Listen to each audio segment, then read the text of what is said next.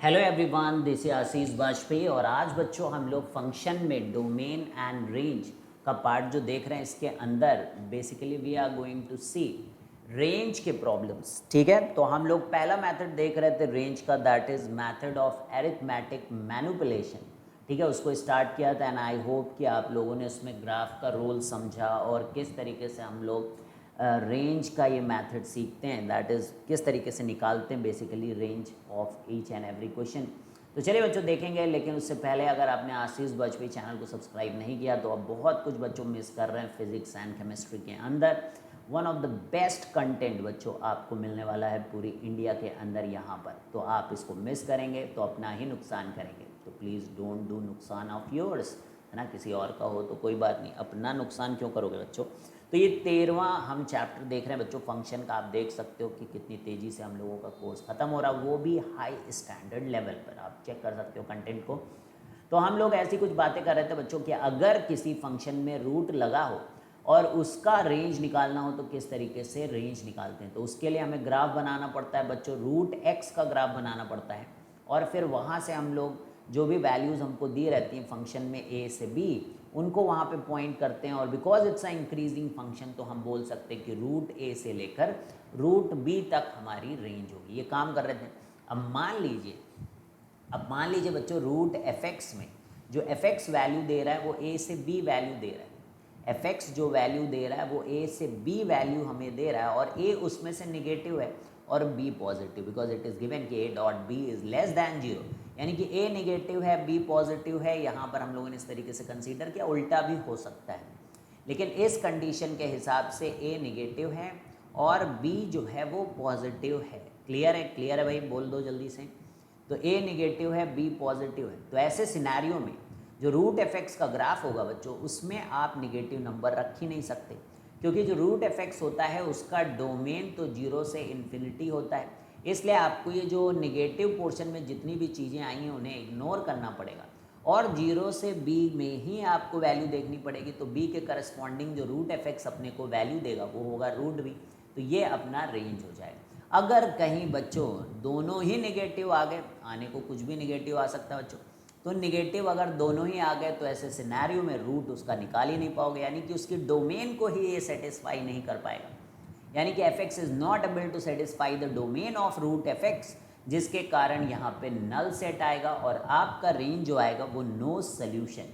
ठीक है बच्चों, तो क्या क्लियर है आपको एरिथमेटिक मैनिपुलेशन? अब कहानी ये आती है कि आखिर कहाँ पर अप्लाई कर सकते हैं इस मैथड को, where we can apply this method. This is the most important question that we need to ask with ourselves. आखिर हम कहाँ अप्लाई कर दें इस मेथड को, वो कौन सी जगह हैं जहाँ पे इस मेथड को अप्लाई किया जाएगा। तो पहला है बच्चों, अगर यहाँ पे देखो एक कुछ एग्जाम्पल से इस बात को समझने की कोशिश करें, क्या यहाँ पर अप्लाई कर सकते हैं। जैसे -3 टाइम्स कॉस एक्स -7 का होल स्क्वायर प्लस 11, ये अपने को दिया गया है, क्या यहाँ पर अप्लाई कर सकते हैं हम लोग मैथमेटिक ये मेथड ऑफ एरिथमेटिक मैनिपुलेशन। तो देखो बच्चों कॉस एक्स की वैल्यू आपको पता है, ठीक है, तो यहाँ पे कर सकते हैं -7 कर सकते हैं, उसका स्क्वायर कर सकते हैं, -3 से मल्टीप्लाई कर सकते हैं, 11 को ऐड कर सकते हैं। तो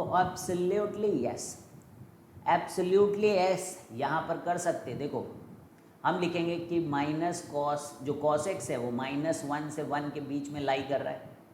फिर हम कहेंगे कि भाई -7 दोनों में जोड़ दो, तो ये -8 से लेकर कॉस एक्स -7 की वैल्यू जो है 1 - 7 यानी कि -6 के बीच में है।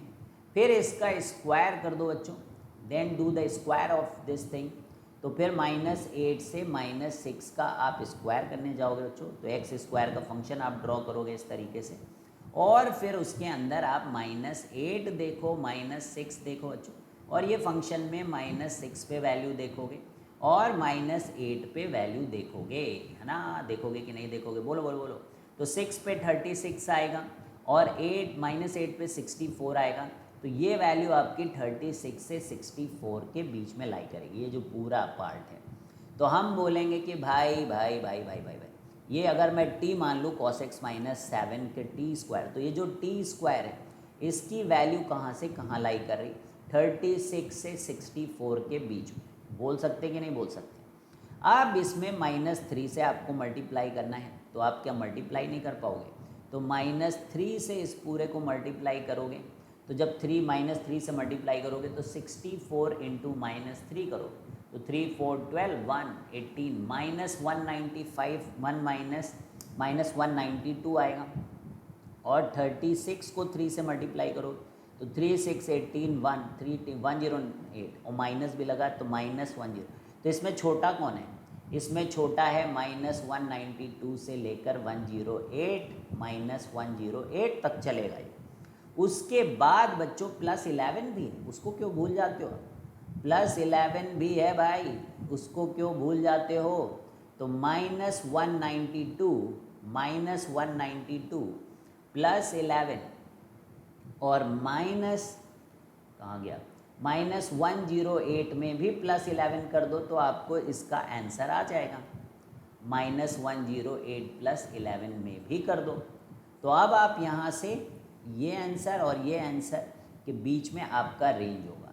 तो आपको खुद समझ में आ रहा है कि अगर एक जगह, कहने का मतलब है कि अगर एक जगह कोई फंक्शन आता है जिसका रेंज हमें पता है, उसके बाद ये सारे मेथड ऑफ आप एरिथमेटिक के कॉन्सेप्ट्स लग रहे हैं, जैसे इसमें माइनस हो रहा है, इसका स्क्वायर हो रहा है, इससे मल्टीप्लाई हो रहा है, इससे प्लस हो रहा है, तो obviously you will be able to find out the range of this function. अब जैसे यहाँ पे देखिए बच्चों, आपके पास है फ्रैक्शनल पार्ट ऑफ एक्स और इसकी वैल्यू लाई करती 0 से 1, तो क्या आप इसका स्क्वायर नहीं कर सकते, क्या आप इसका 1/x स्क्वायर नहीं कर सकते, उसका ग्राफ तो ड्रॉ ही कर सकते हो, फिर उसमें ऐड भी कर सकते हो, फिर वो पूरे का 1/, भी कर सकते हो, तो ये सारे काम किए जा सकते हैं। तो जब जब, कहने का मतलब है कब कब आप ऐसा कर सकते हो, जब जब fx हैज़ अपीयर्ड वंस, एक बार जब केवल fx आया हो, and lot of arithmetic operations हो, जैसे यहाँ पे माइनस था, स्क्वायर था, मल्टीप्लाई था, प्लस था, उसी तरीके से यहाँ पे देखो 3 से सब्ट्रैक्शन हो रहा है, फिर स्क्वायर हो रहा है, फिर +7 हो रहा है, फिर उसका इन्वर्स लिया जा रहा है 1/, है ना, उसका रेसिप्रोकल लिया जा रहा है, ऐसा बोल सकते हैं हम लोग। तो जब भी ऐसा होता है कि fx एक बार आया है और उसके ऊपर कई सारे अरिथमेटिक ऑपरेशंस हो रहे हो, तो हम लोग कर सकते हैं। तो फर्स्ट और सेकंड में तो हम डायरेक्ट देख के ही अरिथमेटिक मैनिपुलेशंस कर सकते हैं बच्चों, और रेंज निकाल सकते हैं फंक्शन का। अब देखिए यहाँ पे एक दूसरा अपने पास है कि 3 sin square x minus 8 cos x plus 7 के बारे में बात करें, तो यहाँ पर देखें तो दो फंक्शन है हमारे पास, एक है sin स्क्वायर x और एक है cos x।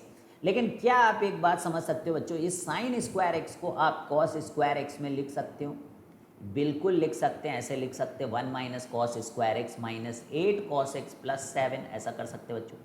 इससे क्या होगा कि आपके पास 3 minus 3 cos square x minus 8 cos x plus 7 आएगा, और आपके पास आएगा -3 cos square x minus 8 cos x plus 10, ऐसा आएगा बच्चों। माइनस से मल्टीप्लाई कर लो अगर, है ना, इस एंटायर थिंग को आप देखो तो ये स्क्वायर बनाया जा सकता है cos x का, है ना, ये cos x का स्क्वायर कंप्लीट करके एक बार में आ जाएगा। तो जब जब आपको लगे कि आप इस पूरे का स्क्वायर बना के अब आप फिर से इसको एक वैल्यू में चेंज कर सकते हो, जैसे ही आप एक वैल्यू में चेंज कर सकते हो किसी भी फंक्शन को कि fx उसके अंदर जो एक हमारा बेसिक फंक्शन है वो केवल एक बार आया, हो सकता है कि वो डायरेक्ट दिख रहा है कि cos x माइनस 7 ये fractional part of x direct एक बार दिख रहा है, या फिर आप इस तरीके के मैनिपुलेशंस को लगाकर फिर से उसको एक बार में कन्वर्ट अगर कर सकते हो, तो ऑब्वियसली आप इसको जो है इस मेथड से कर सकते हो सवालों। ठीक है, तो यही यहाँ पर बताया गया है।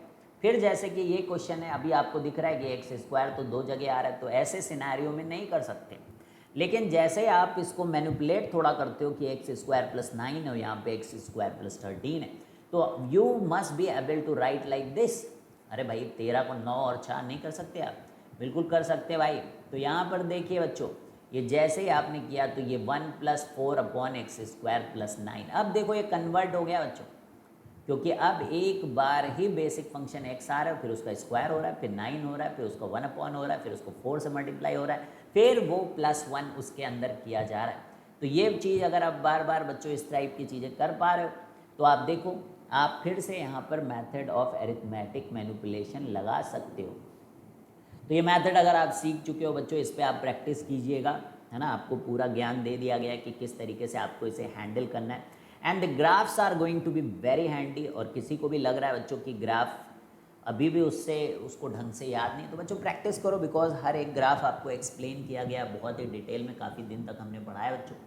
आई think 13-14 lectures we have discussed, so you should not miss that. अब हम लोग रेंज ऑफ कंपोजिट फंक्शन बच्चों सीखने जा रहे हो। कंपोजिट फंक्शन ऑलरेडी ग्राफ्स को बनाने के दौरान उसमें भी आपको समझा ही दिया गया था, तो इसलिए आपके लिए कंपोजिट फंक्शन को समझना कोई बहुत मुश्किल काम नहीं। तो जैसे कि एफ ऑफ जी एक्स के बारे में बात करते बच्चों, तो एफ एक्स जब लिखा रहता है तो उसमें एक्स इनपुट होता है, यानी कि एफ एक्स इस तरीके से आप एक डब्बा बनाते हो और इसमें एक्स एक इनपुट होता है और आउटपुट फिर बाहर निकलता है। अब जब एफ ऑफ जी एक्स के बारे में बात करते तो इसमें कौन इनपुट है, जी एक्स। तो कुछ इस तरीके से बच्चों ये पूरा डब्बा मेथड यहाँ पे काम करता है। यहाँ से x लिखते हैं तो पहले जी एक्स कैलकुलेट होगा, फिर जो जी एक्स की वैल्यू आएगी वो एफ ऑफ जी एक्स के अंदर जाएगी, और फिर जो एफ ऑफ जी एक्स आएगा वो कहलाएगा कंपोजिट फंक्शन। एक फंक्शन के अंदर जब एक और फंक्शन बच्चों इनपुट हो रहा हो, और ऐसा कई बार अगर हो जाए, तो ये सारे कंपोजिट फंक्शंस के एग्जाम्पल है। यानी कि फंक्शन के अंदर इनपुट ही एक फंक्शन हो रहा हो, है ना, ऐसा आपके लिए नया नहीं है बच्चों। और ये आप फिर चेन रूल वगैरह भी इसमें डिफ्रेंशिएशन में पढ़ते हो बच्चों, वहाँ पर भी ये सब होता है। तो जैसे x गया gx के अंदर, तो gx का आउटपुट आ गया। अब जो ये आउटपुट gx का आया वो f में एज अ डोमेन बन के जाएगा, तो f ऑफ gx का फिर जो आउटपुट आएगा वो कंपोजिट फंक्शन का रेंज होगा। अब यहाँ पे दिक्कत इस तरीके से होती है, और ऑलरेडी जब हम लोग sine inverse of sine x आपको पढ़ाए, sine of sine inverse x, इन सब के ग्राफ बताए, तो वहाँ पर ये बातें आपको एक्सप्लेन की गई थी, बहुत ही इम्पॉर्टेंट अच्छे तरीके से की गई थी। तो अगर आप वहाँ पे वो सारी बातें समझे हो तो यहाँ आपको बिल्कुल भी दिक्कत नहीं होनी चाहिए। लेकिन आप अगर छोड़ छोड़ के पढ़ोगे बच्चों, थोड़ा पढ़ोगे फिर थोड़ा पढ़ोगे फिर थोड़ा पढ़ोगे फिर, तो थोड़ा थोड़ा आएगा, ठीक है, बाकी आपकी मर्जी बच्चों। तो x से gx और gx को फिर से fx के अंदर भेजा तो f ऑफ gx आ गया। तो यहाँ पर दिक्कत कब आती है, जब ये gx जाता है f के अंदर, तो हमें देखना होता है कि f के डोमेन में gx अलाउड भी है कि नहीं। फिर जितना अलाउड होता है केवल उतना ही भेज पाते हैं, और फिर उसके बाद हम लोग f ऑफ gx बना पाते हैं। तो बेसिक फंडा ये होता है, ध्यान से सुनना बच्चों, कि हम क्या करते हैं कि यहाँ से आउटपुट पता कर लेते हैं gx का, हो सकता है एरिथमेटिक मैनिपुलेशन से इसका आउटपुट पता चल जाए। उसके बाद fx का ग्राफ बनाते हैं, और उस fx के ग्राफ में जो गिवन आउटपुट है देख लेते हैं कि वो ग्राफ क्या हमें आउटपुट देगा, वहाँ से आंसर निकालते हैं, ठीक है। तो जैसे कि अब यहाँ पर देखिए x में f गया, फिर fx gx के अंदर गया, तो वो g of fx composite function आपका आंसर बन जाता है, ठीक है। समझ में आ रहा है बच्चों, क्या बन जाता है, g ऑफ fx बन जाता है, जैसे f ऑफ gx बना था। अब कुछ यहाँ पर हम लोग जो है क्वेश्चन करेंगे, एक सेकेंड, कुछ क्वेश्चंस करेंगे तो आपको बेटर आइडिया लगेगा कि किस तरीके से कंपोजिट फंक्शंस की रेंज निकाली जाती है। जैसे कि हम लोग यहाँ पे एग्जांपल ले रहे हैं, ठीक है, दैट इज़ कि fx की वैल्यू है e की पावर x माइनस 1 और gx की वैल्यू है x square minus 3x plus 2। अब देखो जो भी फंक्शंस आपके पास दिए रहे हैं, आपको उनके ग्राफ, उनकी रेंज, ये सब आनी चाहिए। जैसे e की पावर x माइनस 1 है तो e की पावर x एक बेसिक फंक्शन है, उसके बारे में अगर पता है तो आप e की पावर x माइनस 1 को भी कर लोगे, है ना। जैसे कि यहाँ पर देखिए जो x square minus 3x plus 2 है, तो ये एक पॉलिनोमियल फंक्शन है, इसकी रेंज वगैरह आप जो है ग्राफ बना के x square minus 3x plus 2 का निकाल सकते हो, ये आपको पहले से आना चाहिए।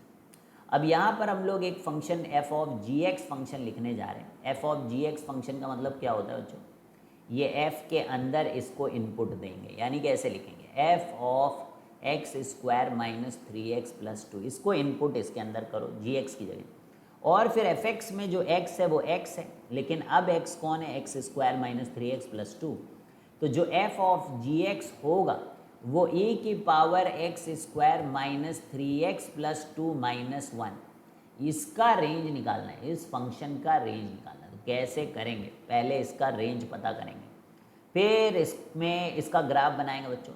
अच्छा ये नीचे है माइनस 1, ठीक है, ये माइनस 1 नीचे के ऊपर है, नीचे नीचे नीचे, तो ग्राफ ऊपर नहीं है बच्चों, ये नीचे है, इसको मैं कट्टम कुट्टी कर दूँ, ठीक है।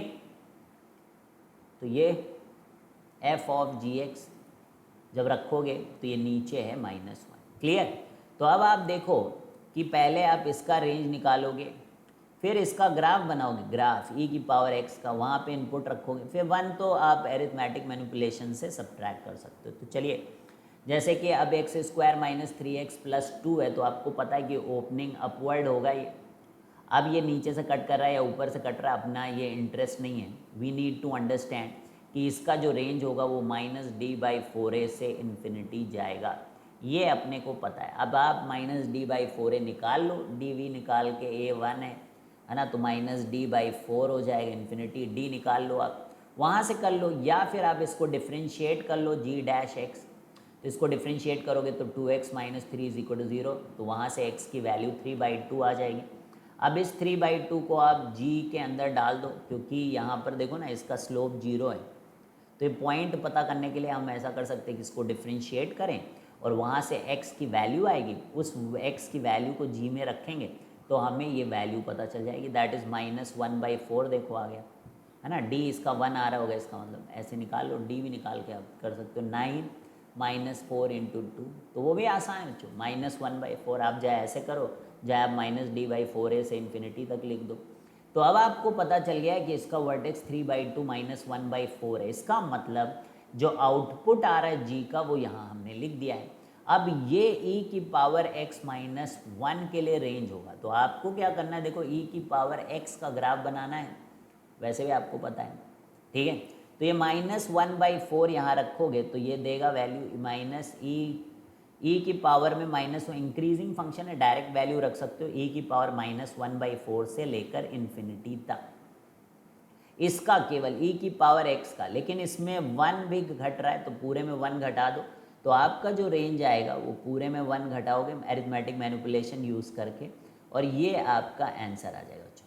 तो ये आपकी रेंज आ जाएगी। ये देखो 1 तो सब्ट्रैक्ट कर दो बाद में। ये इंक्रीजिंग जब फंक्शन होता है बच्चों, तो बस एक वैल्यू लेते हैं सबसे छोटी, और फिर आखिरी वाली वैल्यू लेते हैं, वो डायरेक्ट लिख देते हैं। बीच में फंक्शन कॉन्टिन्यूस होना चाहिए। तो ये हमारा सोल्यूशन है, ठीक है। क्लियर है भाई, क्लियर है, किसी को कोई दिक्कत तो नहीं।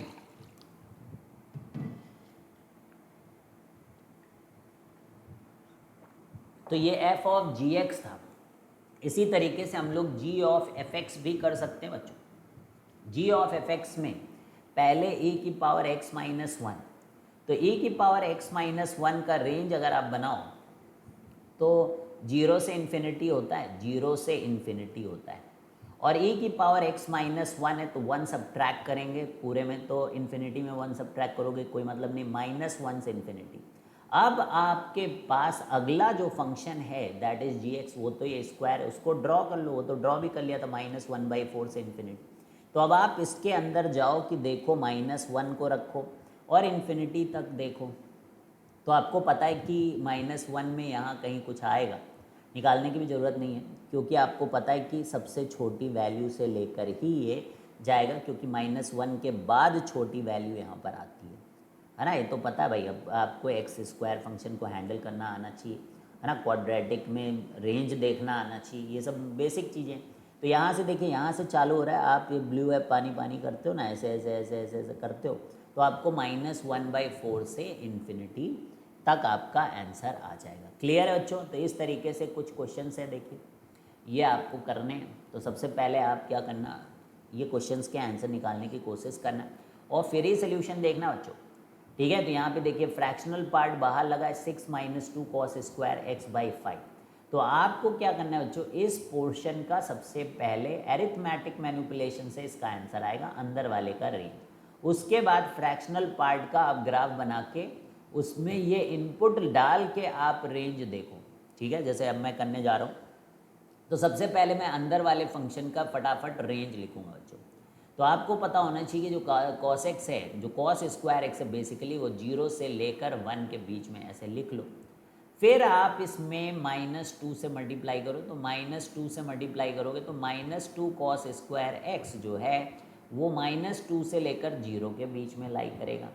फिर आप 6 करोगे, है ना, तो 6 को ऐड करोगे दोनों तरफ, तो 4 से लेकर 6 - 2 cos² x आपका 6 ऐड किया तो 4 से 6 के बीच में होगा। फिर आप 5 से डिवाइड कर दो। ये सारा कहानी हम लोगों का एरिथमेटिक मैनिपुलेशन है। यानी कि 4 से लेकर 6/5 तक बच्चों आपके पास ये आया है। तो अब आप देखो, आप फ्रैक्शनल पार्ट ऑफ एक्स का ग्राफ ड्रॉ करोगे। ये ग्राफ है, किसी ने बताया ये ग्राफ है, मैंने कहा ओके मैं मान गया, यही तो ग्राफ है। ठीक है बच्चों, ये बना लो जितना काम का हो आपके। तो आ जाओ आ जाओ आ जाओ बच्चों, आपका स्वागत है।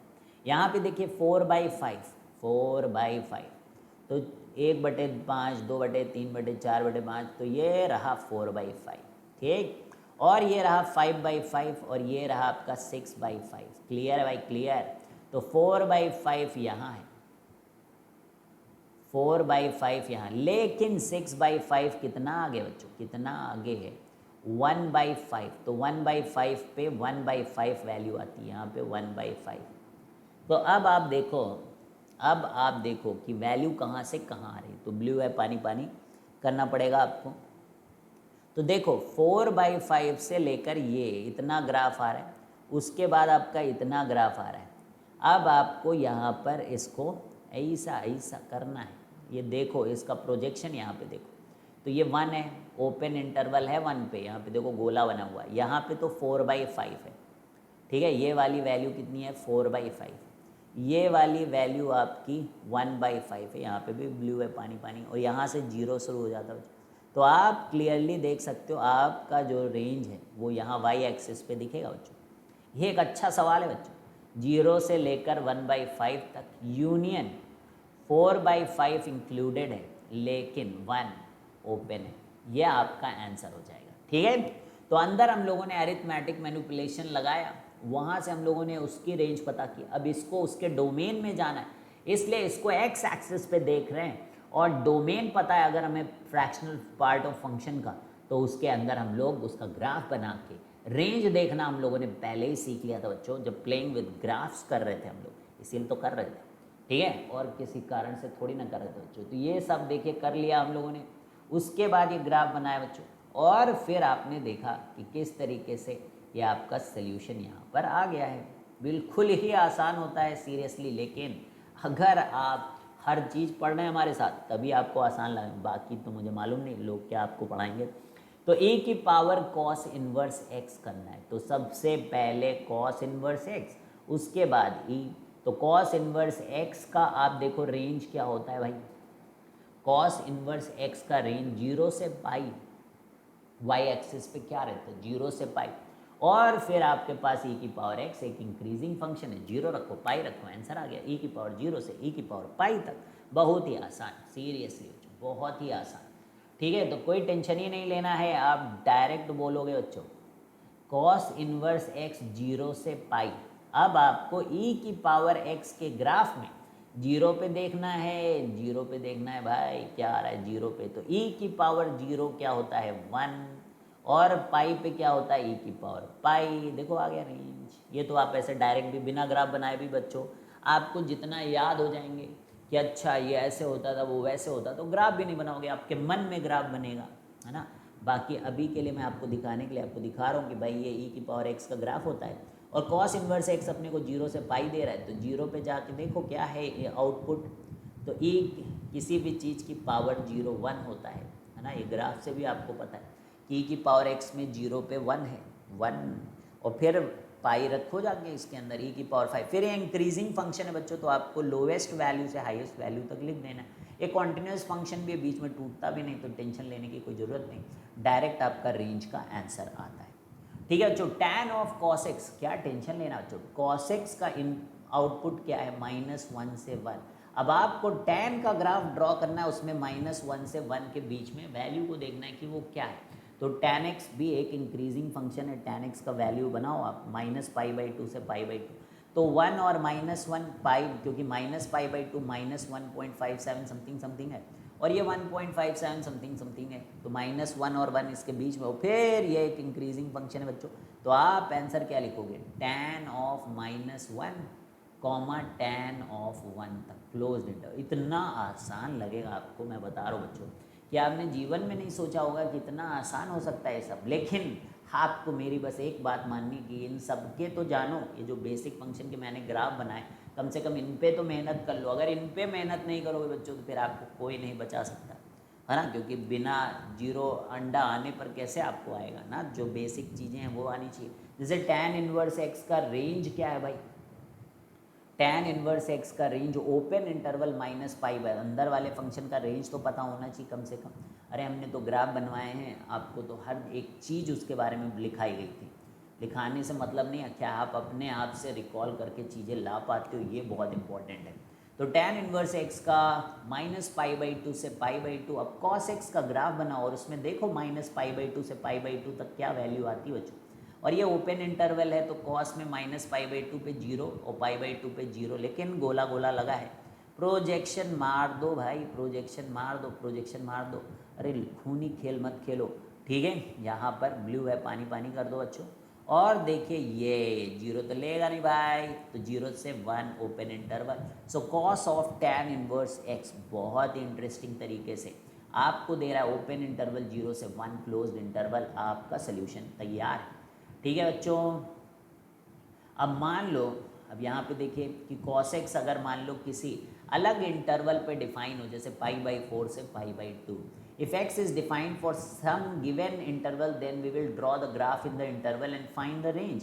जैसे मान लो कहा कि cos x का रेंज आप इस इंटरवल के लिए बताओ, तो क्या दिक्कत है, cos x का ग्राफ ड्रॉ करो और इस इंटरवल पे उसकी वैल्यू देखो कितनी आई, यहाँ पे आई 1/√2, यहाँ पे आई 0, और देखो ये डिक्रीजिंग फंक्शन है बच्चों, तो हाईएस्ट वैल्यू पे जो वैल्यू आई उसको वहाँ से लेकर आपको ब्लू है पानी पानी खेलना है ना। पिछली क्लास में सिखाया था आपको ब्लू है पानी पानी कैसे खेलते हैं, तो खेल लो भाई, खेल लो ऐसे ऐसे ऐसे ऐसे ऐसे ऐसे ऐसे ऐसे ऐसे, आउटपुट मारो आउटपुट मारो आउटपुट मारो आउटपुट मारो।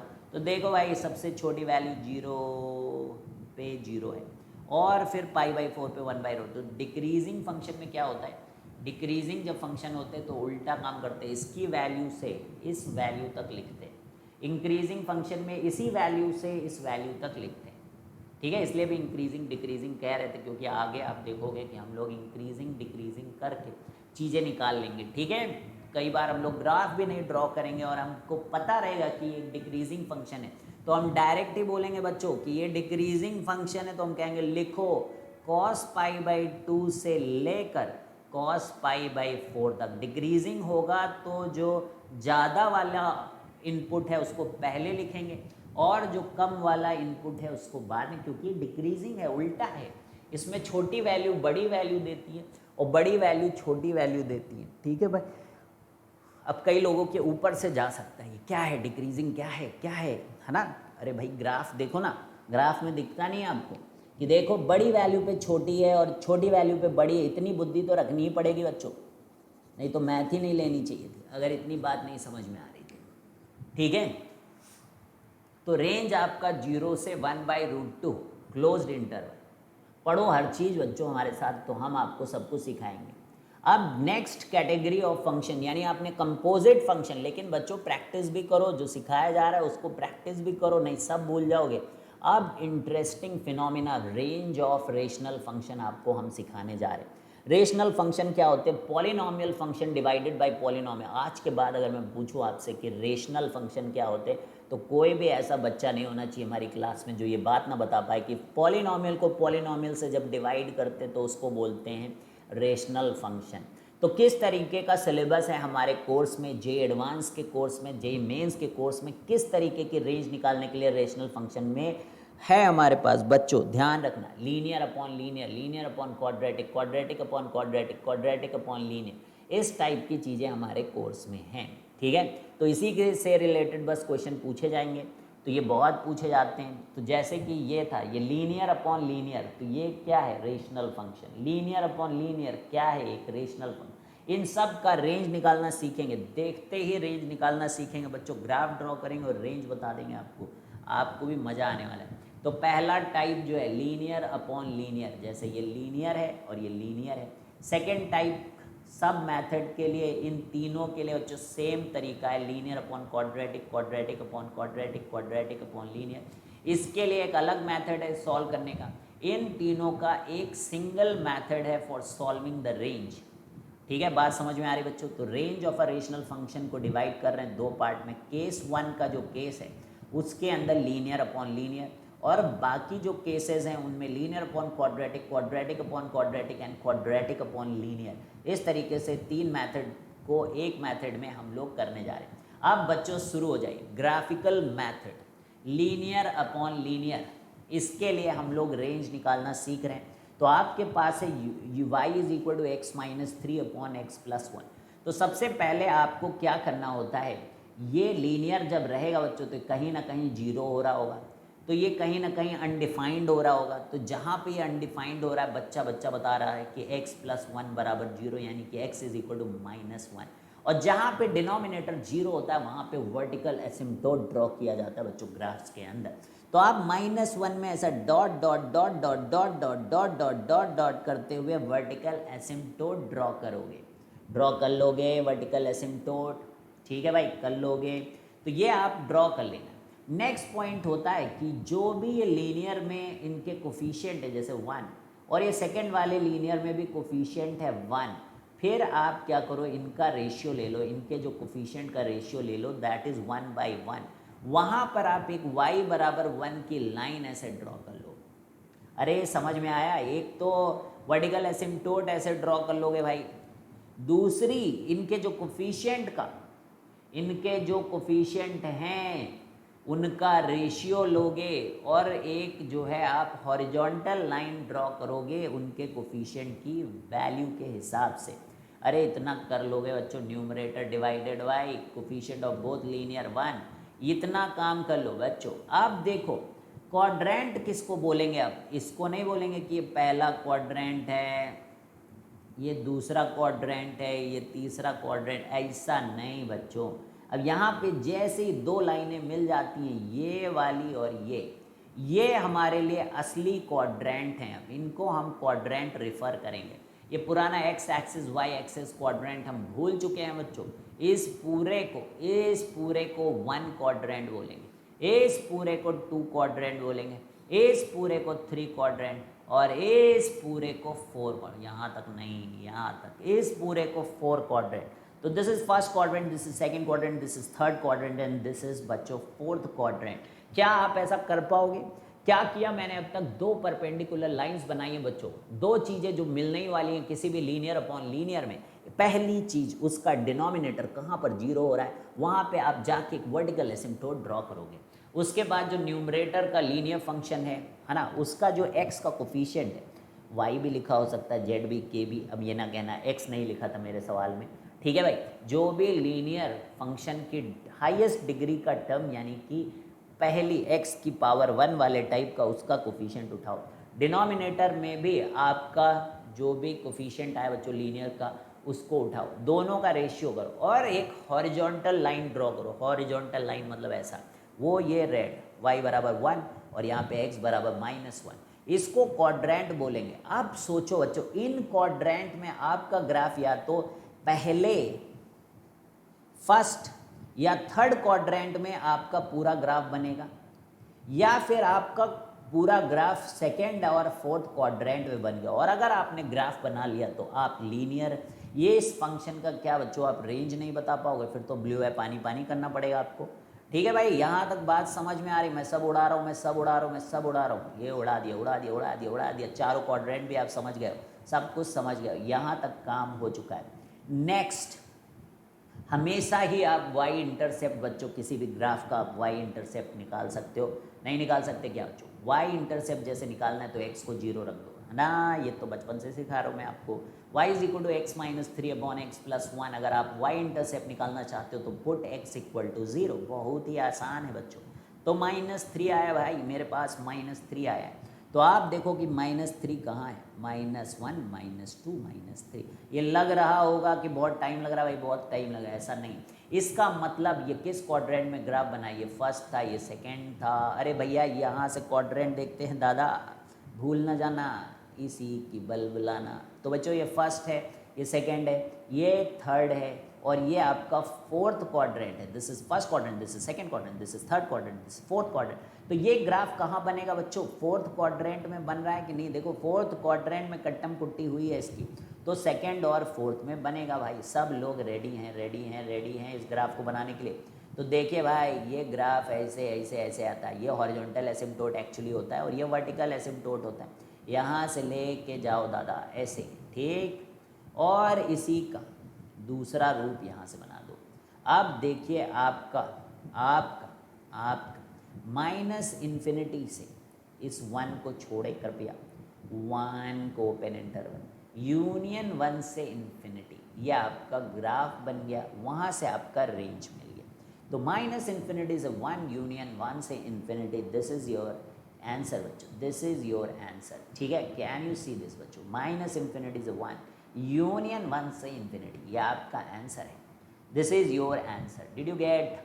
तो ये ग्राफ बनाया और फट से आंसर है। ये सवाल देखिए बच्चों, यहाँ पर x की वैल्यू 3/2 पे अनडिफाइंड है, तो 3/2 और 1/2 देख लो भाई, और साथ में x को 0 रखोगे, x को 0 रखोगे तो -1/3। क्या आप इतना काम फटाफट ये वर्टिकल लाइन ड्रॉ करोगे वर्टिकल एसिम्प्टोट के लिए, ये हॉरिजॉन्टल एसिम्प्टोट के लिए, और ये अपने पॉइंट को प्लॉट करोगे, इतना करने में हार्डली 10 सेकेंड लगने वाले हैं आपको। ठीक है बच्चों, अब फटाफट ये देखिए x बराबर 3/2 ड्रॉ किया गया है, फिर y बराबर 1/2 ड्रॉ किया गया है। ठीक है भाई, कहाँ से आया था देख लो, x का कोफिशिएंट 1, x का कोफिशिएंट 2 आया कि नहीं आया बच्चों, ये ठीक है 1/2 ये ड्रॉ करना है। y is equal to ratio of coefficients, ध्यान रखें रेशियो ऑफ कोफिशिएंट्स, और से साथ में डिनोमिनेटर कहाँ पर 0 हो रहा है, यानी कि 3/2, वहाँ पर वर्टिकल एसिम्प्टोट हॉरिजॉन्टल एसिम्प्टोट ये सब ड्रॉ करोगे बच्चों। और x को 0 रख पाते हो कि नहीं, आप x को 0 रख के कैलकुलेशन कर लेते हो, -1/3, बिल्कुल ये सारे पॉइंट्स प्लॉट कर दो बच्चों। अब देखिए बच्चों, अब जो ग्राफ है ये आपकी असली एक्सेस हैं, जो 4th क्वाड्रेंट कहलाएगा। अब आपका y इंटरसेप्ट डिसाइड करेगा कि ग्राफ कहाँ बनेगा, तो y इंटरसेप्ट आ रहा है आपका -1/3 पे, इसने डिसाइड कर दिया कि ये फर्स्ट है, ये सेकंड है भाई, ये थर्ड है, तो थर्ड और फर्स्ट पे ग्राफ बनेगा खटाखट, ये सेकंड था। ठीक है, थर्ड और फर्स्ट पे आपका ग्राफ बन चुका है, वहाँ पे एक एसिम्प्टोट से लेकर दूसरे एसिम्प्टोट तक पहुँच जाओ, एक एसिम्प्टोट से लेकर दूसरे एसिम्प्टोट तक पहुँच जाओ भाई, पहुँच जाओ। तो देख लो माइनस इन्फिनिटी से ये जो हाफ होता है ना, ये माइनस इन्फिनिटी से हाफ यूनियन हाफ से इन्फिनिटी, ऐसे ग्राफ बनता है। तो हमेशा ही दिखेगा, तो और भी सारे क्वेश्चंस वो आपसे पूछ सकते हैं, इसलिए मैं बनाना सिखा रहा हूँ। अदरवाइज तो भैया इतना आसान है कि ऐसे देखो और लिखो माइनस इन्फिनिटी से हाफ ऐसे तोड़ो, यहाँ पर एक ही पॉइंट होता है दिक्कत वाला, ये हाफ 1/2 से इन्फिनिटी। अगर किसी ने लिखा 3x - 5/4 x - 7, तो आप लिखोगे माइनस इन्फिनिटी से 3/4 यूनियन 3/4 से इन्फिनिटी। ऐसे ऐसे आप रेंज लिख दोगे बच्चों, रेंज मतलब बच्चों का खेल, आप इस तरीके से लिख सकते हो without drawing the graph also. लेकिन ग्राफ क्यों बनाना सिखा रहे हैं, क्योंकि और भी चीज़ें पूछी जा सकती है आपसे, एसिम्प्टोट कहाँ है, कैसे क्या है, कहाँ इंक्रीजिंग है, कहाँ डिक्रीजिंग है फंक्शन, तो ग्राफ ड्रॉ कर लेते हो तो आप इसका पूरा आधार कार्ड ले आते हो बच्चों, इसका फंक्शन का पूरा आधार कार्ड आपके सामने होता है ना, फोटो है, सब कुछ है, रेंज है, फलाना है, कहाँ रहता है, डोमेन क्या है, सब कुछ है आपके पास, इंक्रीजिंग है, डिक्रीजिंग है, किस टाइप का महानुभाव है, ये सब कुछ पता चल जाता है। तो फिर आप इसमें कोई भी सवाल का जवाब दे सकते हो। लेकिन 1 सेकेंड का क्वेश्चन होता है बच्चों, लीनियर अपॉन लीनियर का काम कर पाना। ठीक है, डन है भाई, डन। अब चलिए नेक्स्ट टाइप का, रेंज ऑफ रेशनल फंक्शन में टाइप 2 प्रॉब्लम सुन लो बच्चों। यहाँ पे linear upon quadratic, quadratic upon quadratic और क्वाड्रेटिक अपॉन लीनियर का सबका मालिक एक है, सबका मालिक एक है, सबका मालिक, कितने मालिक हैं बच्चों इनके, एक है, मतलब एक मेथड, और ये मेथड ज़बरदस्त है, मतलब हर जगह बच्चों कोई ना कोई जगह पर आपको इसको पूरे पेपर के अंदर यूज़ करना ही पड़ता है। इस क्वेश्चन में क्या होता है, बहुत इजी होता है, क्वाड्रेटिक का फंडा यूज़ करते हैं बच्चों, क्वाड्रेटिक का फंडा क्या यूज़ करते हैं, क्वाड्रेटिक फंडा। क्वाड्रेटिक आता है ना, आपने पढ़ लिया भाई क्वाड्रेटिक चैप्टर ढंग से, तो क्वाड्रेटिक का फंडा यूज़ करेंगे। ये जो भी लिखा हो बच्चों इस तरीके की चीज़, linear upon quadratic, quadratic upon quadratic, quadratic upon linear, सबको y बराबर करने में क्या आपको कोई दुविधा, कोई परेशानी, कोई दिक्कत, कोई भी असमंजस, तो ये जो लिखा है इस सब को you need to put y equal to, ठीक है। अब जब आप y के बराबर कर दोगे बच्चों, तो क्या आप इस बात को समझते हो कि ये x प्लस 2/x² माइनस 9 में जो x की वैल्यू होंगी, क्या ये रियल होंगी कि नहीं? अरे ग्राफ बना रहे हो, रेंज चाहिए, रियल ही तो बनाओगे। क्या वहाँ कॉम्प्लेक्स आपसे कोई रेंज पूछने जा रहा है कि कॉम्प्लेक्स नंबर में सवाल नहीं पूछे जाएंगे फंक्शन? आप रियल फंक्शन पढ़ो, रियल फंक्शन, यानी कि जो भी एक्स वैक्स आप ले रहे हो सब रियल ले रहे हो। तो यहाँ पर इस बात का ध्यान देना है कि आपके लिए x² ये सब रियल है, रियल। ठीक है बच्चों, तो आपको क्या करना है, क्रॉस मल्टीप्लाई हमेशा ही। आपको क्वाड्रेटिक इन x² तो मिलने ही वाला, कहीं ना कहीं तो क्वाड्रेटिक है ही बच्चों, चाहे लीनियर अपॉन क्वाड्रेटिक में x क्वाड्रेटिक है, क्वाड्रेटिक अपॉन क्वाड्रेटिक में दो जगह x² है, क्वाड्रेटिक अपॉन लीनियर में ऊपर x² है, यानी कि सब में कहीं ना कहीं आपको x² मिलना ही है। तो आपको x में क्वाड्रेटिक लिखना है बच्चों, इस पूरे फंक्शन को इस तरीके से लिखना है कि इधर 0 आ जाए, इधर बन जाए x² में क्वाड्रेटिक, कैसा भी क्वेश्चन दिया हो। अगर लीनियर अपॉन क्वाड्रेटिक है, क्वाड्रेटिक अपॉन क्वाड्रेटिक है, क्वाड्रेटिक अपॉन लीनियर है, तो ये इस तरीके से ये बन ही जाएगा। अब क्या है बच्चों, अगर आपके पास एक क्वाड्रेटिक है और वो आपसे चिक चिक के कह रहा हो कि मैं रियल हूँ, तो उसके लिए आपको क्या करना होता है, d को ग्रेटर दैन और इक्वल टू 0 करना ही होता है। किसी भी क्वाड्रेटिक की कंडीशन है कि अगर वो रियल फंक्शन है, वो रियल वैल्यूज़ दे रहा है, तो उसके लिए d should be greater than और इक्वल टू 0। तो ये चीज़ बच्चों डिस्क्रिमिनेंट लिखोगे, जब उसको ग्रेटर दैन और इक्वल टू 0 करोगे तो आपका आंसर आ जाएगा। अब एक्चुअली क्या होगा कि जब आप d लिखोगे तो देखो कोफिशिएंट में y आ रहा है, तो एक इनइक्वालिटी जनरेट होगी y वगैरह में, और वहीं से y की रेंज आ जाएगी। y की जो भी इनइक्वालिटी सॉल्व करने से रिजल्ट आएगा वही उसका रेंज होगा। समझ में आ रही बात? तो चलिए कर लेते हैं।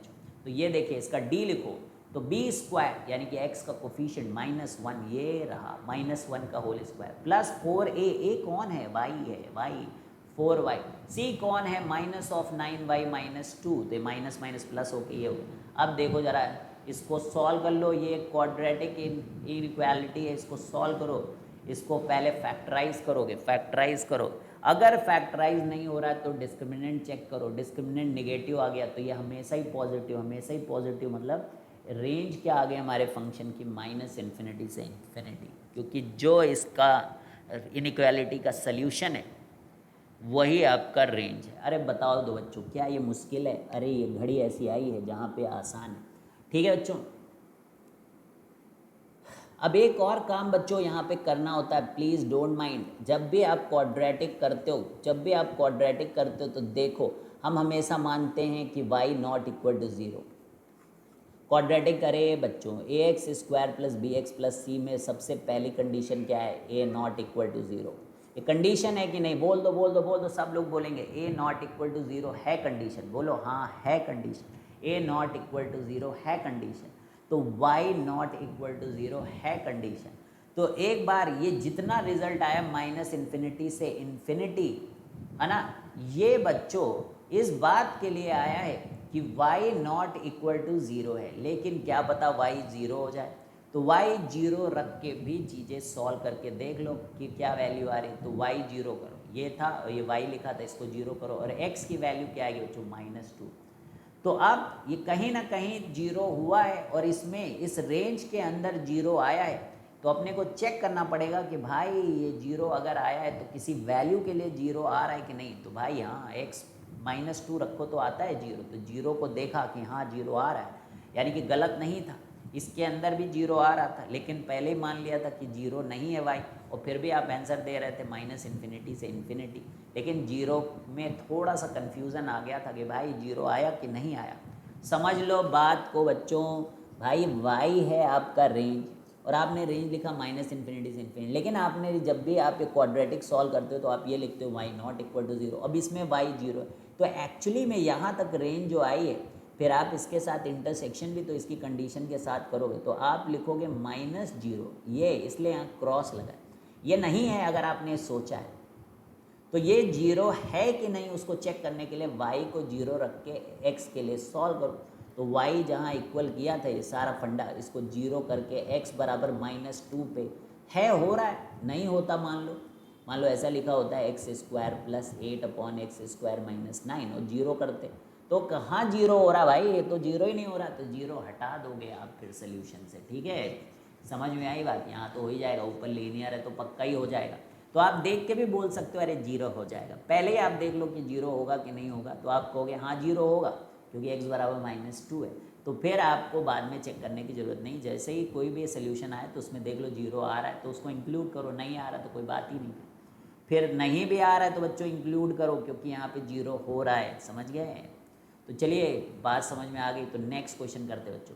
अब नेक्स्ट क्वेश्चन में जीरो हो रहा है कि नहीं हो रहा है, yes y is equal to zero is a solution. ये पहले से लिख लो आप कि रेंज में आएगा जीरो, ठीक है। फिर बाकी आप क्वाड्रेटिक बनाओगे, फिर आप लिखोगे d ग्रेटर दैन और इक्वल टू जीरो। इसको सॉल्व करोगे बच्चों, c निगेटिव है, डी पॉजिटिव फैक्टराइज करो बच्चों, टेढ़ा मेढ़ा फैक्टराइज होके ये आया। अब देखो कि जीरो इसके बीच में है कि नहीं है। ऑब्वियसली बच्चों currently zero is not included, बाद में जीरो आना ही था तो उसको आप जीरो को यहाँ पर एक्स्ट्रा डाल दो। अरे भाई डी वी निकाल लोगे, फैक्टराइज नहीं हो रहा है तो आप क्वाड्रेटिक फार्मूला या वो क्या बोलते हैं हिंदी में, कौन सा फार्मूला, धराचार है ना, उससे तो फैक्टर्स कर सकते हो।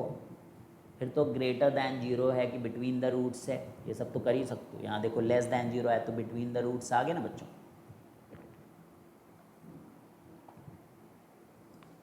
ठीक है, तो बिटवीन द रूट्स, तो रूट्स कैसे, ये गंदे गंदे रूट्स हैं बच्चों, तो इनके बीच में हम लोगों ने लिख लिया। लेकिन इसके अंदर जीरो नहीं आया, जीरो नहीं आया है तो फिर जीरो को अलग से लिखना पड़ेगा। ये कैसे पता चलेगा मुझे जीरो नहीं, अरे भैया रूट 6 की वैल्यू देखो, इसमें ये जीरो आया है क्या, नहीं आया है। ठीक है, अब दोनों ही क्वाड्रेटिक बच्चों पहले ही क्लियर है, y जीरो नहीं हो सकता, y is not equal to zero. भाई कैसे जीरो करोगे, x स्क्वायर प्लस 1 क्या जीरो हो जाएगा, कोई आयोटा रखोगे क्या इसके अंदर। ठीक, फिर आप वही काम करोगे बच्चों, ये काम करोगे, ठीक है।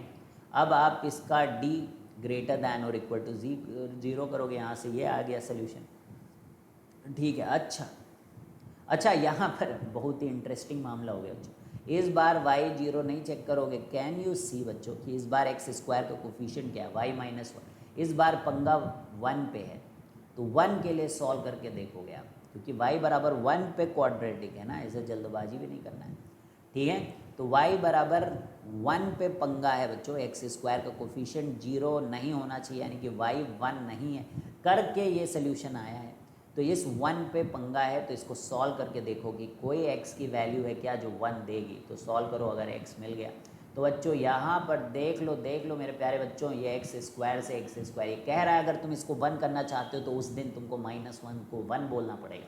मैंने कहा मैं ऐसा नहीं कर सकता, ठीक है, इतना मूर्ख नहीं हूँ कि मैं -1 को 1 कर दूँ और फिर इसके अंदर 1 को इंक्लूड करूँ बच्चों, ये तो महापाप है।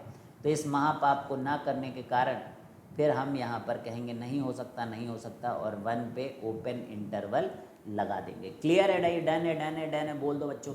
अब पार्ट 3 रेशनल फंक्शन दोनों इस तरीके के हो जाएं तो क्या करना है, कुछ नहीं करना, y टाइम्स क्रॉस मल्टीप्लाई करना है बच्चों, क्रॉस मल्टीप्लाई करना। y का कोफिशिएंट 1 है, देखो फिर से, फिर आप 1 के लिए इसको चेक करके पहले ही देख लो बच्चों, x square minus 2x plus 1 is equal to x square plus 2x plus 1। अरे x स्क्वायर से x स्क्वायर को काटो, 4x is equal to 0, x बराबर 0 पे y की वैल्यू 1 आ रही, देखो ना y की वैल्यू आ रही 1, तो y बराबर 0 इंक्लूड हो, y बराबर 1 इंक्लूड होगा, पहले से लिख लो, y is equal to 1 will be included. Understand बच्चों, आपकी रेंज में आना चाहिए, क्योंकि जिस समय हम इसका डिटर्मिनेंट फाइंड आउट करने जा रहे हैं बोल रहे हैं y 1 नहीं है। अरे अब तो समझ में आ गया हो गया, तो डिटर्मिनेंट को ग्रेटर दैन और इक्वल टू 0 कर लो। अब ये सब सॉल्व करना है आपके बच्चों, बचपन से आपको आना चाहिए कि ये सॉल्व कर लिया हम लोगों ने। ये सब देखो y ग्रेटर दैन 0 से इन्फिनिटी 1 है, 1 बीच में है, और पहले भी चेक कर लिया कि 1 आ रहा है कि नहीं आ रहा, तो बस 0 से इन्फिनिटी हमारा आंसर आ जाएगा बच्चों। ठीक है भाई, वही देखो सारी कहानी इतनी देर से समझाई जा रही है, आई थिंक आप समझ गए।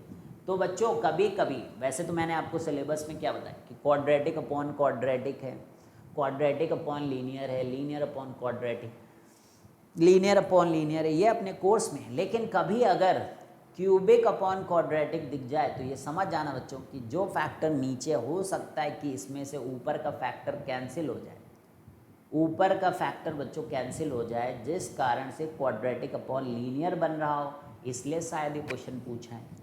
ठीक है, नहीं तो उनको पूछना नहीं चाहिए क्यूबिक अपॉन क्वाड्रेटिक, इसका मतलब ये कन्वर्ट हो सकता है क्वाड्रेटिक अपॉन लीनियर में। तो दो फैक्टर्स हैं बच्चों यहाँ पे एक्स स्क्वायर माइनस वन, जो कि जीरो नहीं होना चाहिए बच्चों। आपको ये भी ध्यान देना है कि x should not be equal to one and x should not be equal to minus one. ये भी ध्यान रखना है कि ये दोनों पॉइंट आपको डोमेन से हटाने होंगे, ठीक है भाई, हटाने होंगे। तो देखो जरा वन रख के एक बार देखो, कहीं ऐसा तो नहीं कि ऊपर से नीचे कुछ कैंसिल हो रहा है ना, वो फैक्टर थ्योरम। माइनस वन रख के देखो तो denominator, so out of this factor one should be present in numerator. अगर इन्होंने क्यूबिक पूछा है बच्चों तो कोई ना कोई एक फैक्टर जरूर प्रेजेंट होना चाहिए, वही लिखा जाए। तो x को वन रख के देखो बच्चों जीरो हो गया, तो x minus one is a factor. देखो फैक्टराइज होके प्यारे बच्चों, देखो x माइनस वन उड़ चुका है, तो x वन के बराबर नहीं, x माइनस वन के बराबर। अब देखो सवाल आपका वैसे ही हो गया है। अब आपका सवाल क्या आप देख पा रहे हो बच्चों, वैसे ही हो गया है। अब देखो इसको थोड़ा सा सॉल्व वॉल्व करोगे तो आप देखो, अब y में आप लिख लो डिटर्मिनेंट ग्रेटर दैन और इक्वल टू जीरो और एक्स स्क्वायर का कोफिशिएंट वन है बच्चों। ये सब सॉल्व करो सॉल्व करो सॉल्व करो, ठीक है। ये देखो ये सब इसके फैक्टराइजेशन करो, ये सब कर ही लेते हो बच्चों, है ना। क्वाड्रेटिक की इनइक्वालिटी आपको आनी चाहिए। तो कोफिशिएंट ऑफ एक्स स्क्वायर यहाँ पे वन था, तो यहाँ पे किसी को जीरो करना है नहीं करना, वो सारी कंडीशन ही चली गई बच्चों। तो ये आपका सोल्यूशन अपने आप आ जाएगा, ठीक है भाई। अब यहाँ पर एक दिक्कत हुई थी, ये x बराबर वन हम लोग जब काट रहे हैं तो ये बात मान के कर रहे हैं कि x कहीं वन तो नहीं।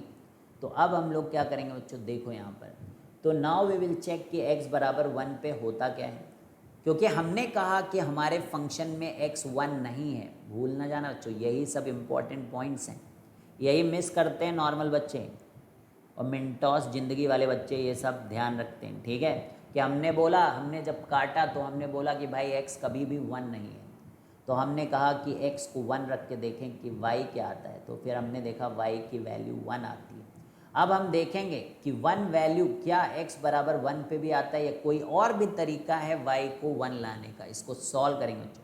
तो अपने को पता चला कि जीरो भी वन ला सकता है, तो हम कहेंगे ठीक है भाई, वन की वजह से वन नहीं आया, जीरो की वजह से तो वन आया और जीरो अलाउड था, तो जीरो पे वन आया, तो जो भी पहले से रेंज है वो चलता रहेगा, उसमें कुछ भी प्लस माइनस नहीं करना है। अरे समझे बात को बच्चों, कि हम चेक करेंगे कि x बराबर वन पे क्या है, क्योंकि x बराबर वन इग्नोर करके ही आप ऊपर नीचे कट कर सकते हो बच्चों। क्योंकि अगर x बराबर वन होगा तो क्या जीरो बटा जीरो कर दोगे, जीरो को जीरो से काट दोगे क्या, समझ रहे हो बच्चों।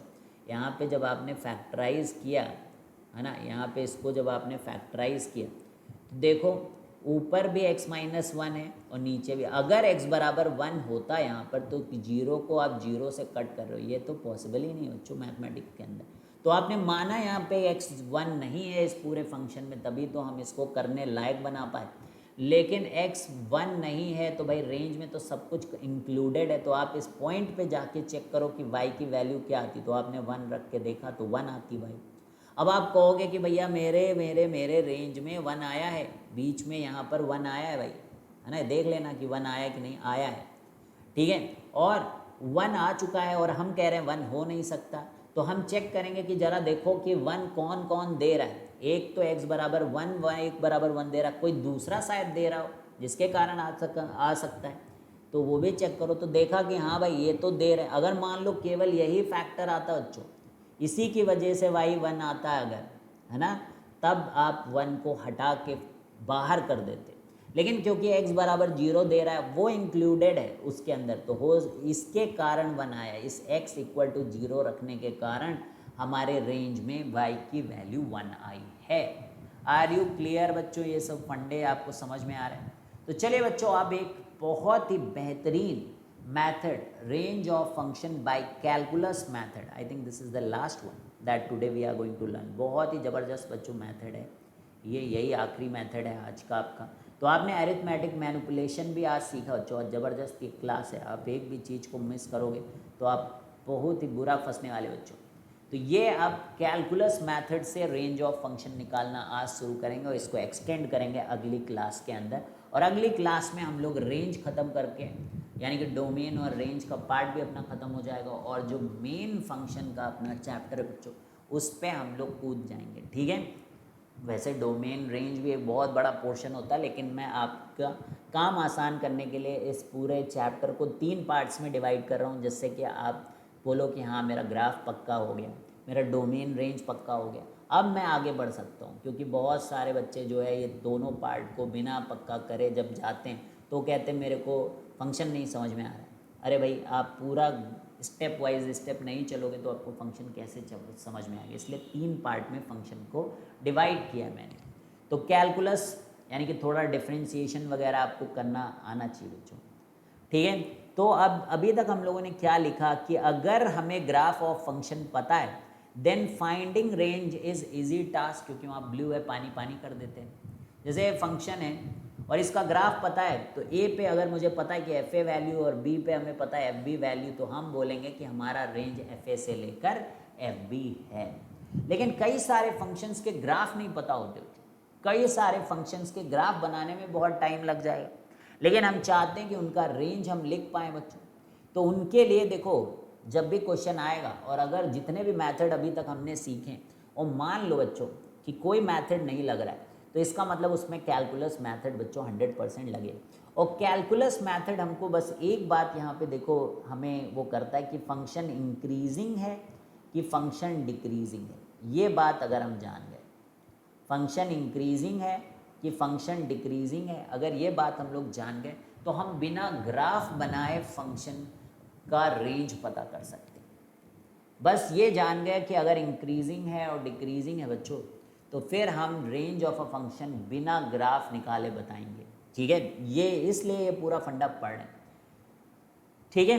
तो अगर ग्राफ नहीं पता है बच्चों, तो ग्राफ नहीं पता है तो कुछ कैरेक्टरिस्टिक्स हमारे सामने होनी चाहिए कि फंक्शन कॉन्टिन्यूस होना चाहिए, ठीक है। फंक्शन कॉन्टिन्यूस होना चाहिए तो आपको टेंशन नहीं होगा कि बीच में कहीं टूट तो नहीं गया, क्योंकि रेंज लिखते हैं तो पूरा फिर स्टार्टिंग से लेकर आखिरी तक लिख देते। ग्राफ बना रहता तो दिख रहा होता कहाँ टूटा है कहाँ नहीं टूटा है, लेकिन ग्राफ हमारी आंखों के सामने नहीं है। और अगर मुझे पता हो कि कॉन्टिन्यूस है तो फिर कोई टेंशन नहीं होगा कि कहीं पे ये नहीं सोचना पड़ेगा कि ये पॉइंट इंक्लूडेड है नहीं इंक्लूडेड है, इस तरीके की बातें फिर सोचनी नहीं होती। अगर मान लो एफ एक्स डिफाइंड है बच्चों और पूरा कॉन्टिन्यूस है और ए से बी में डिफाइंड है और फंक्शन अगर इंक्रीजिंग हो तो ए पे छोटी वैल्यू मिलेगी, भाई इंक्रीजिंग है मतलब ऐसे ऐसे से आता है बच्चों, ऐसे ऊपर की तरफ बढ़ता है तो छोटी वाली वैल्यू पे छोटा ही वैल्यू मिलेगा और बड़ी वाली इनपुट पे बड़ा ही आउटपुट मिलेगा। इंक्रीजिंग फंक्शन की एक कैरेक्टरिस्टिक होती है कि छोटे पे छोटा बड़े पे बड़ा, ये याद कर सकते हो बच्चों। इंक्रीजिंग में छोटे पे छोटा बड़े पे बड़ा और डिक्रीजिंग में बड़े पे छोटा और छोटे पे। भाई डिक्रीजिंग का मतलब क्या है? इंक्रीजिंग का मतलब है कि आपके क्लास 1 में 10 नंबर आते थे, क्लास 2 में आपके 20 आने लगे 100 में, क्लास 3 में, लेकिन पास होते जा रहे थे। चौथे में आपके 40 आए, 5वें में 50 आए और 10 में जाके आप 100 ले आए। तो ये आपका इंक्रीजिंग ग्राफ है।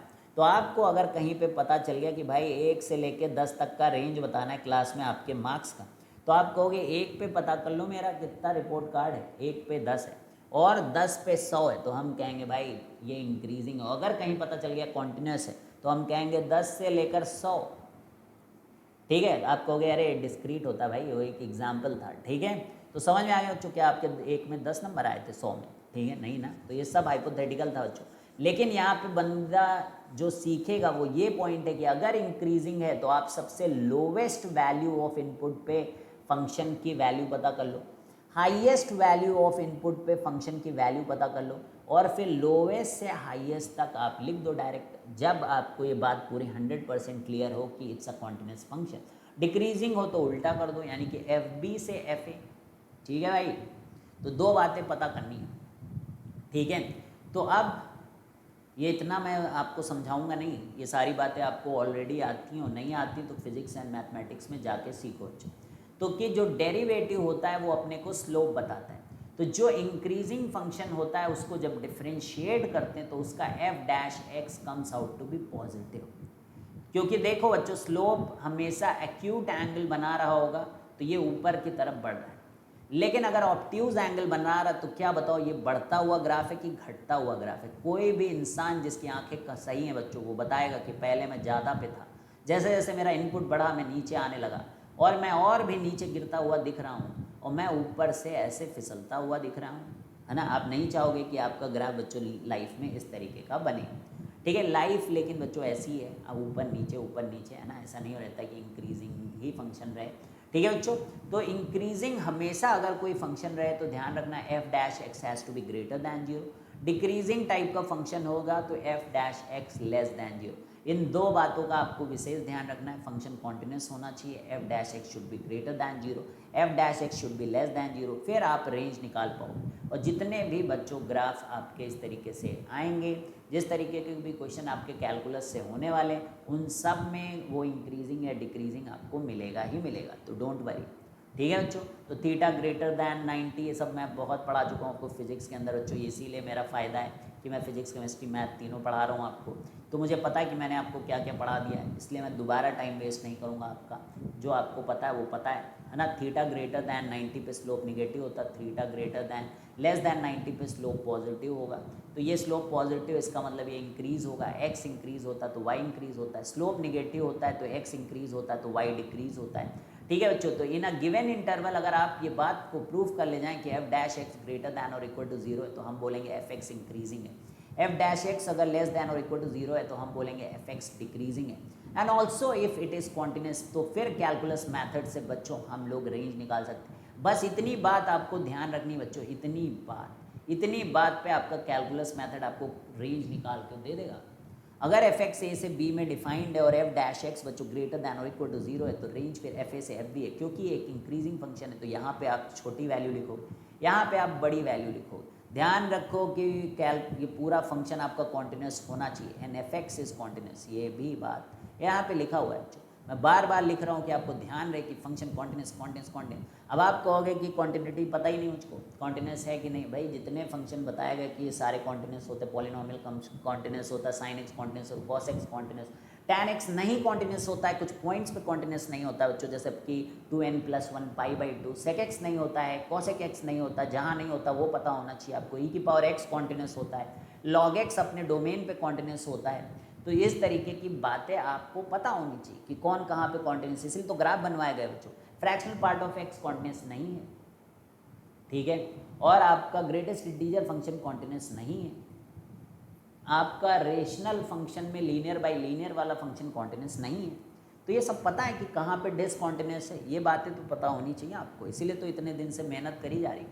तो इसलिए और बाकी कॉन्टिन्यूटी चेक करना आप सीखोगे, ऐसा नहीं कि फंक्शन खत्म हो जाएगा फंक्शन पढ़ाने के बाद, फंक्शन शुरू हो जाएगा फंक्शन पढ़ाने के बाद, क्योंकि फिर कंटिन्यूटी आगे पढ़ोगे तो वो लोग फिर थोड़ा और धाकड़ सवाल आपसे पूछेंगे, जहाँ पे कंटिन्यूटी में दिक्कत हो रही हो, डिफरेंशियबिलिटी में दिक्कत हो रही हो, तो और भी टेढ़े टेढ़े सवाल आगे आएंगे बच्चों। तो फंक्शन हमेशा ही सॉल्व होता रहेगा, फंक्शन शुरू होता है कभी ख़त्म नहीं होता बच्चों, फंक्शन शुरू होता है और फंक्शन ख़त्म नहीं होता। हम आपको एक ऐसे लेवल पे लेके जाते हैं जहाँ से अब आप अपने आप उस चीज़ को पुश कर सको, ठीक है, समझ में आ गई बात। तो f x closed interval a comma b, f dash x greater than और इक्वल टू जीरो, तो आप एफ ए से एफ बी लिखोगे।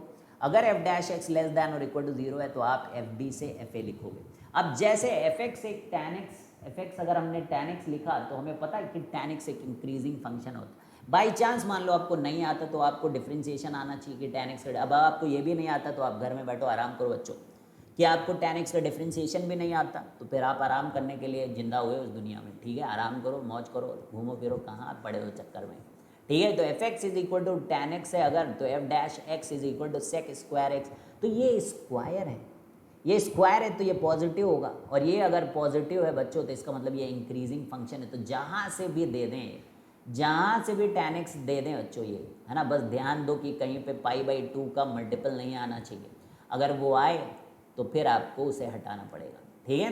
बाकी लोग ऐसा देंगे कि वो ना आए, जैसे कि कॉन्टिन्यूस ग्राफ रहे, उस छोटा मोटा इंटरवल दे देंगे, जैसे 0 से π/3 दे दिया, तो फिर आपको क्या करना है बच्चों, आप लिखोगे tan 0 की वैल्यू पता कर लो, tan π/3 की वैल्यू पता कर लो, उसके बीच में क्योंकि फंक्शन कॉन्टिन्यूस बच्चों π/2 आए तो आपका रेंज हो गया tan x, ठीक है भाई। जितना डोमेन दें उसके हिसाब से रेस्ट्रिक्टेड डोमेन दे सकते हैं। तो जैसे साइन इनवर्स एक एक्स है तो आप इसको 1/√1 - x² करोगे तो आपको पता है कि इट्स अ इंक्रीजिंग फंक्शन, इसका ग्राफ भी जानते हो, लेकिन डिफ्रेंशिएट करने के बाद भी तो रूट है लगा, रूट हमेशा पॉजिटिव वैल्यू देता है, ये सब अंदाज़ा होना चाहिए आपको। तो इट्स अ इंक्रीजिंग फंक्शन बच्चों। तो इसका भी आप कैलकुलस मेथड से कर सकते हो। e की पावर x का डिफरेंशिएशन करो, e की पावर x आता है। ये e की पावर x का ग्राफ ही हमेशा पॉजिटिव होता है और इंक्रीजिंग भी होता है, क्योंकि इसका डिफरेंशिएशन ही e की पावर x आता है। अगर e की पावर माइनस एक्स करेंगे तो डिक्रीजिंग आ जाएगा, क्योंकि माइनस आ गया है। इसको डिफरेंशिएट करोगे, चेन रूल लगाओगे, -1 बाहर आएगा, तो it is always negative, so it is decreasing. ln x का देखो डिफाइन ही x ग्रेटर दैन 0 के, इसका डिफरेंशिएशन करोगे तो 1/x आएगा, और x डिफाइन ही पॉजिटिव के लिए, तो इसका f डैश x पॉजिटिव होता है, इसलिए ln x इंक्रीजिंग फंक्शन होता है। ठीक है, बाकी तो आपको ग्राफ भी आता है, तो बिना डिफरेंशिएशन के ही आप जानते हो कि ln x एक इंक्रीजिंग फंक्शन होता है। ठीक है भाई, किसी को कोई दिक्कत तो नहीं? ख़त्म क्या?